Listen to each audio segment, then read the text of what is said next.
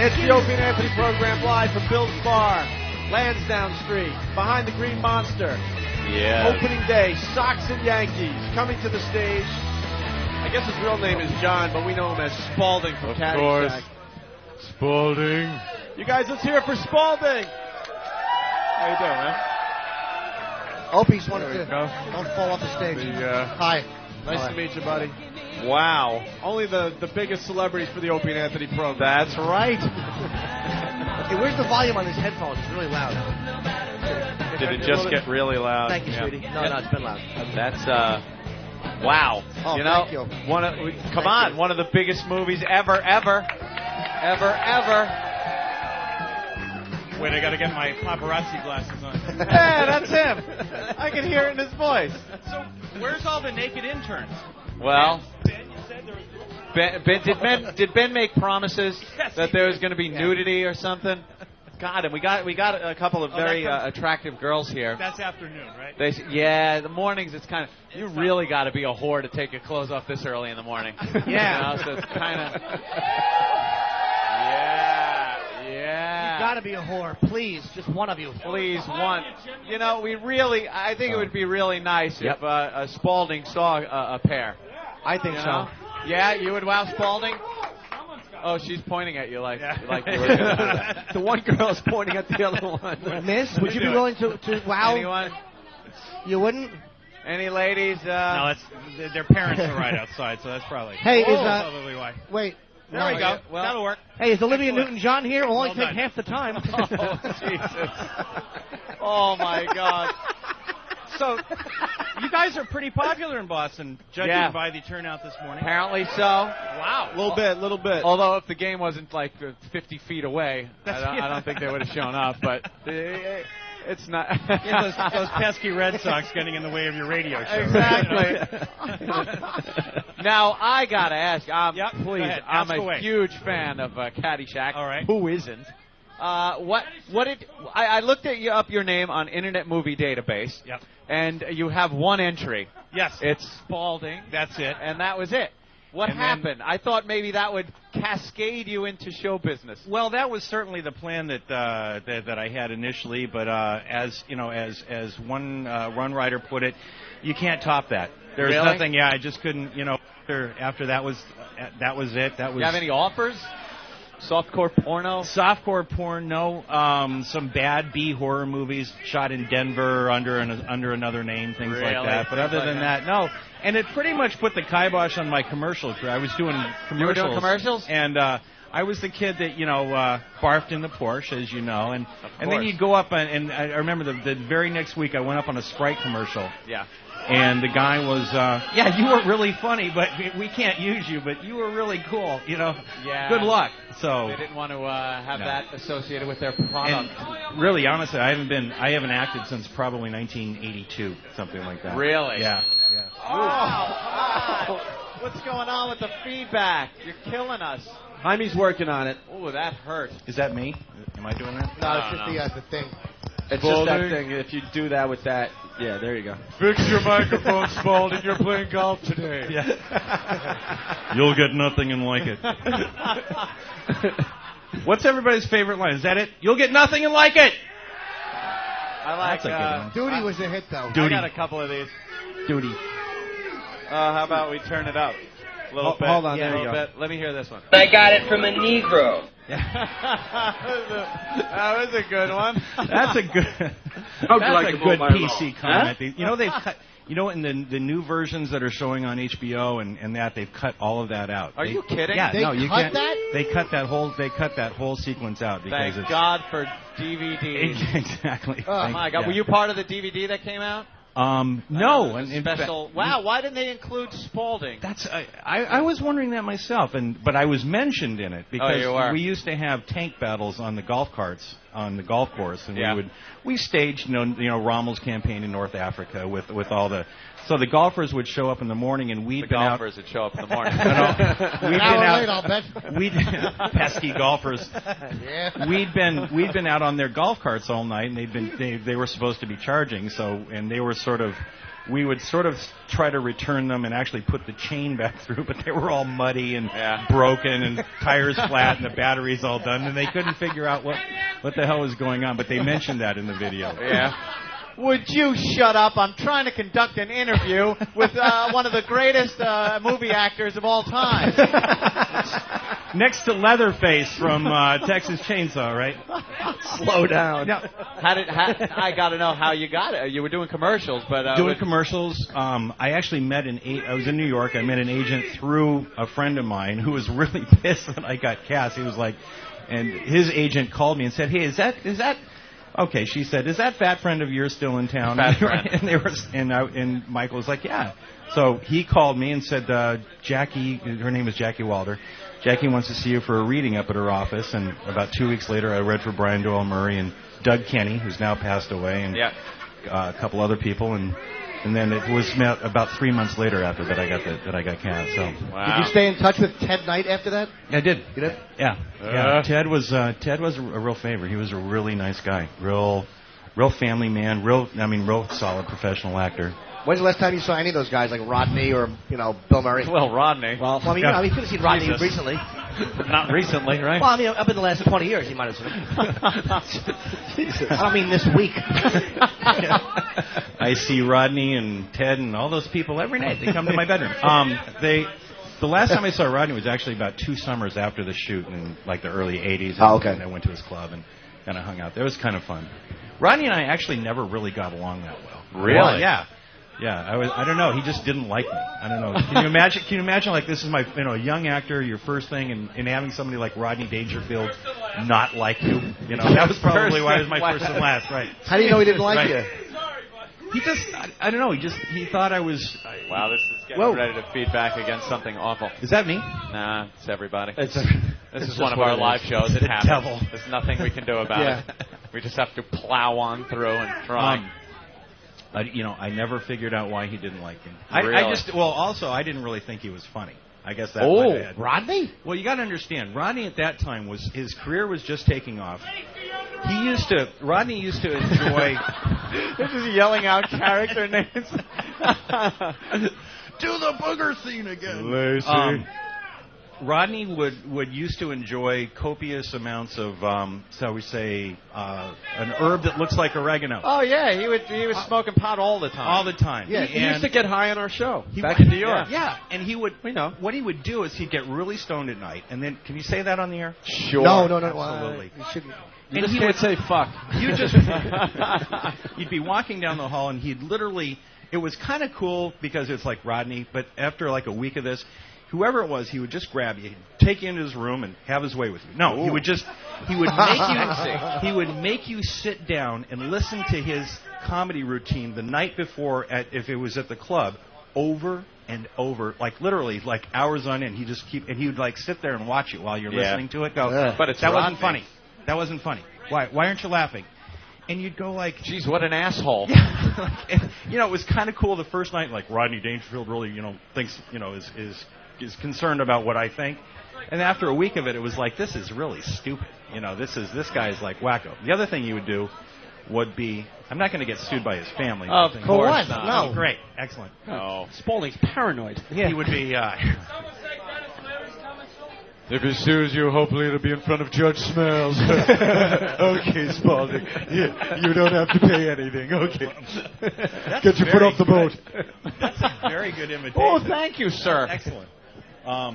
He was always on some kind of a diet because of, that usually you work up an appetite. Yeah. You have to pick the thing up. He would have all these Weight Watcher meals like in the room, and then he would eat like 9 of them at a time. So he was always like, there was always like Weight Watchers, like frozen dinners all over the place. Kind of canceling out the purpose of eating a Weight Watchers if you eat 10 of them. Yes. Now, you must have gotten recognized a lot when the movie came out. No. Back then. Actually, are you kidding? I was never actually ever like somebody walking down the street going, "Were you that guy?" Never? Never. You never got blown for being Spaulding? It was only after somebody would say, "Hey, do you know who he was?" You should have put the hat on and gone, "Ahoy, Polloy." Yeah. Just like that would have done it. Walked around. That might have gotten people to know, but never got recognized for that. Nope. Wow, I would assume the movie's huge. Just now, I got recognized by the city of Boston. They're towing my SUV right as we speak. But they better not. That's all right, then, right? That's not nice, sir. He was he was a fine character actor in that film. These Boston fans They're are just brutal. Ruthless. They are brutal. But now you're from here. I live in Cambridge. Yeah. So and you were living there when you made the movie, and so you've been here your whole life? No, I was actually living in Seattle. I was going to Seattle University at the time, and I was visiting New York to kind of check out the theater from scene. Boston though? No, were you born? No, I moved here in '91. 91. Yep. All right, and because Ben tells me you tended bar. I did. Is what you did. I did right around, actually right down the street at the old location of Jake Ivory's. Everybody been to Jake Ivory's? Okay. Wow. Not Hey, right. Spaulding, wait, are you going to be in town April 29th and 30th? Because I will be here performing at the Boston Comedy Connection. All right. April 29-30. Well, there's a good chance because I live here. So what do you do now there, Spaulding? I sell real estate. Wow, you sell real estate. I do. I've been with Coldwell Banker since 2000. Been in business since '97. And you do very well with that? Yeah. Do people know who you are? No, it's funny. People who know me. Wait, he's got something funny to say, guys. He said, you can always get that look, and it's like, he's got a funny story coming. He's got something funny. I don't say that specifically, although people that know me that go, do you know who, I'll be literally at a showing, showing a condo, Harvard Square, blah, blah, blah, and there's, the nervous couple, blah, blah, blah, and all of a sudden their agent will just go, do you know who he was? He was that kid in Caddyshack that barfed in the Porsche. And the guy's like, God, that is so cool. And the woman's like, what? What? Would you please concentrate on this? Yeah, it's always a guy who recognizes it. Yeah, dumb broad. Does it help? Always a guy. Does it help sell the house? I don't think I've ever had. I think it would. I don't think I've had a sale fall through because of it. I really didn't want the house, but now I kind of want it just to get. Yeah, I kind of want it, so I have a story. I guess. You guys sense the crowd turning here? I think the crowd's turning. No, they're not turning. They've been in this direction the entire time. They're brutal. We're used to it. It's one of those things where when you do a live show like this, you have to just talk because I don't think the hundreds of people that are here realize that there's millions of people listening, and it's not all about you, douchebag. If we just catered to the hundreds of drunks in this room, and there are people, my God, there are people in Missouri listening, for God's sake. We have to, and I'm sure they are quite thrilled and captivated by the interview that we are carrying on with Spaulding. And they want to come to Boston and spend their tourist dollars. That's right. And now they're going to listen to you sons of bitches and go, I don't want to go there. No, honey. They sound like animals. That doesn't sound like a very safe place. Hey, were you asked to do Caddyshack too, Spaulding? No. Thank God, right? They called me like a year before it shot and said, well, we're thinking of worst remake ever, by the way. Oh, yeah, I think horrible sequel, the worst sequel to any movie ever made, ever. Yeah, it was. Horrid. It really was. Caddyshack 2, they try to replace Rodney with that Jackie Mason. Jackie Mason. It's horrible. What's with him? Dan Aykroyd's character. Aykroyd was really funny in that, though. Oh, shut up. You think so? No, Honestly, he's he being was sarcastic. No, he should get prostate cancer for that role. He stinks. Fucking fatso. He hasn't been good since the Blues Brothers. What I want to know is whose gum did I just pick up? Yeah. That Ghostbusters stunk. It's in my thing. Fucking awful. You didn't like Ghostbusters? No, I didn't like Ghostbusters. I'm 36. The first one wasn't bad. The all second one really blew. But that was awful. Chasing a bunch of ghosts around New York. That's called Ghostbusters. That's not the color. That's the problem in New York. No offense. No offense. Boy, they're with you here. They're fitting right in Boston. There's another city those folks in Missouri aren't going to go to. Okay, check it off the list. We're not going to Boston. We're not going to New Missouri. York. They probably would enjoy that kind of humor. Yeah, I think they understand in Missouri. The show me state. Show me the white people. All right, inappropriate. That was wrong. Of course it was. So, yes. How's the satellite radio thing working out for you? It's fantastic. Yeah. You can say what you want. Stop rubbing me. You can say what you want on the air. You could say anything. Anything you want. And thank God. Imagine the problem we'd have in front of a crowd like this if every time they said something that couldn't go out over regular radio, we had to punch out or bleep it or something. We would get about 10 minutes of show actually on the air because they're all a bunch of potty mouths. Hey, Anthony, I think some people have questions for Spaulding. Anyone have a question for Spaulding? All right. Are you into taking a few questions from the audience, Spaulding? Absolutely. Here we go. All right. When are you going to add something to this program, buddy? When cakes for nothing!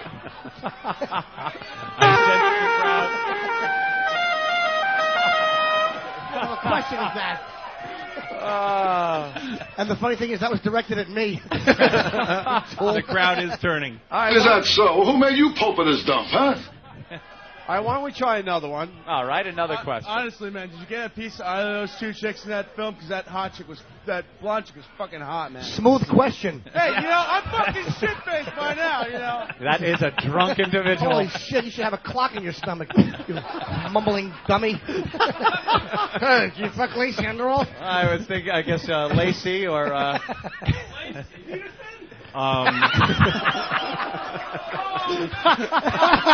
No, not Lacey Pearson, you idiot. Yeah, Scott threw her off the diving board into a pool. That was great. Found little Connor floating in the pool.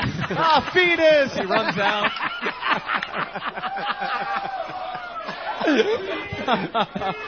All right, anyone else? Spaulding, no! Anyone else have a question for Spaulding? And actually, in answer to that, no, I didn't get a piece of either one of those two. Did you get any tail from making that movie? You had a parlay. Yeah. It was a couple of... I could see in a bar or something. You go, hey, I was... You were who? Yeah. Did you get residuals at all? I get little checks like 2 or 3 times a year that show up in the mail, and it's What'd you get for that? How much did they pay for that? I made maybe $15,000. 15 grand? Yeah. And how long did it take? It was SAG scale at that time, and how long did it take to film? I was there about almost 2 months. The whole thing shot, about 4 months, I think, down in Florida. Rolling Hills Country Club. Famous for being the golf course. Yeah. Where was that? Where is it? It's down in Florida. It's in Dade County, right outside of kind of between Miami and. And it's a horrible golf course, right? It's in really bad shape. And then you can tell when you watch the film how awful the place is. It's just a public course, right? The big mistake they made was having the hotel where they put us next to the golf course, because that was. Actually, the woman who played Lacey. Jesus, I just did it. What? Cindy Lacey Peterson. No, Cindy Lacey Morgan. Lacey Underall. Lacey Peterson. I just did it. Old anchor feet. Oops. Yes, this must be an exciting change from dreary old Modesto. The woman who played Lacey is writing a book now about Caddyshack and the antics. And is there actually a book there? Yeah. Is there really enough info for a book? Maybe a pamphlet. Yeah. Does she have a little flyer about Caddyshack? Any on-set romances? Her and Chevy, perhaps? There was talk of that, and none of it was. But the woman who was in the tight red dress was a Playboy playmate. She was Brian Doyle Murray's girlfriend. Remember in the scene with the bishop and that, and she was kind of there. She was Brian Doyle, and we used to sneak up. We used to sneak up onto the roof, and literally about 15 of us, kind of leaning over the balcony, trying to get a peek into her room. It was get a little nude shot of her. Nice peeping Tom. Good. Crimes are being committed on the set. We were kids. LOL. What can I tell you? Yeah, how old were you when you met? 19. You were 19. I was 19. Yeah. Wow. All right. A decade. Can you do a Spaulding line for us? Ahoy, Polloy. Where did you just come from? A Scotch ad? That's the goddamn line. I love it. That's it. Now, these guys like the Jets. Bloody Marys for everybody. So we are in a bar. All right. How about Spaulding? Give us another one. One more. Jesus Christ. You know, I appreciate you being here. It's one of my favorite movies. Apparently, I'm not adding much to the show. Yes. We've been excited for a long You'll get time. nothing and like it. Yes. That's my favorite line. How about That's my duty? favorite line. Duty! Spaulding, get dressed. You're playing golf. Oh, that's, I'm not playing. What about my asthma? I'll give you asthma. I'll give you asthma. Did you hear the one? No, I'm not. No, that's it. No, I'm not, Grandpa. I'm playing tennis. No, you're not. You're playing golf. But what about my asthma? That's it. That's it. You forgot the line? I've only got How many lines? I only had 5 in the whole movie, but they appeared to be fairly memorable. All right. What do you? You're walking up. You're at the halfway point, I guess, and you're walking up to get something to eat. Oh yeah, there you go. And what did you say there? That's a good one because that is one of the most often misquoted lines. It is. Did anyone hear that? Yeah. No. They said he's choking worse than the Yankees did. I need a hamburger. I want a cheeseburger. I want a hot dog. I want French fries and a milkshake. That's the 5 things. You'll get nothing and like it. Nothing like it. Right. All right, let's hear it for Spaulding, everybody. Ladies and gentlemen. Let's hear it for Boston. Yeah. Yeah, there you go. That's the way to do it. Hey, Red Sox. Yeah. End on a positive note. Fucking Kurt Schilling and his period ankle. I hate him. Oh, sucker. That's great. Spaulding, you staying around? John? Stick around. John, right? Sure. All right. Very good. Very good. Well, we don't have to take a commercial break. We do take breaks. We take piss breaks. Yeah, we call them piss breaks. It's filler that the audience hates that we use to take pisses or get a drink. There you have it. Let's say hi to Brad in Boston. Brad, what's up? Hey, Sox fan. Can the Sox fans hear me? What? Can the Red Sox fans hear me? Yankees suck. Yankees suck. Yankees suck. Yankees You had to take a phone call to get a Yankees suck chant going? Yeah. Fantastic. All right. Great. You a big Sox fan? Yes, of course I am. Of course he is. Yeah. You don't want to. You don't want to alienate him anymore. He wants to sell some houses. All right, we're going to regroup. We're going to take a break. We're live from Bill's Bar in Boston. It's the Opie and Anthony program. We got some MiFis to give away, some other XM radios. Hey, what would you guys do for a MiFi? Anyone have any ideas? If you have an idea, I'll swallow a knife. you'll swallow it. There he goes. If you have an idea, you got to talk to Eric. This is Eric's first road trip, by the way. Yes, they usually keep him in New York. Martini Steve stayed home, and we got Eric up here in Boston. Was there a reason Steve stayed home? Yeah, he's trying to save his marriage. God. Did I say that? I don't mind when you say those things. Wow. Yeah, because I know you always stay back in New York, Eric, and Steve loves being on the road. Yeah. Because he just goes completely out of control, and I can't see him giving that up voluntarily. Yeah? Yeah, well, I guess Eric's going to have to go on the road from now on because he's doing a great job in place of Martini Steve. Yeah. Can you wear flaming attire? Sure. Flaming boots? Yeah? We might have to do that. I kind of missed that whole thing. Well, can't we bring both of them? Hold on. We got another assault on the media that happened. Let me say hi to Chris in New York. Chris, what's up?